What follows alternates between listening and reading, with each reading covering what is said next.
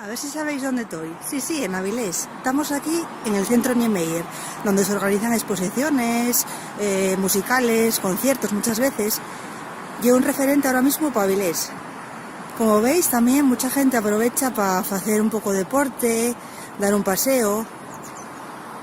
Allá a lo lejos está la torre, donde si subís arriba al restaurante podéis ver unas vistas pero guapas de todo Avilés. Y desde aquí, desde lo alto de la torre, mirad qué vistas tenemos de la Villa del Adelantado. Podemos ver la ría de Avilés y todo el paseo. Este paseo del Niemeyer llega hasta Yaranes. Y como veis, pues mucha gente, como ya os dije, aprovecha para hacer un poco de deporte. Y este es el Ayuntamiento de Avilés, ubicado en la Plaza España, aunque para nosotros los avilesinos conocémosla como el Parche.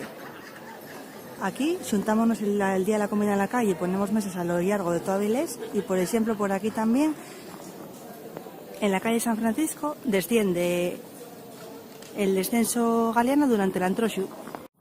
Y ahora estoy aquí dentro del Xardín francés. Este jardín está dentro del pulmón de Avilés, del Parque Ferrera. Este parque perteneció antiguamente a una marquesa, a la marquesa de Ferrera, y años más tarde cedió a la ciudad.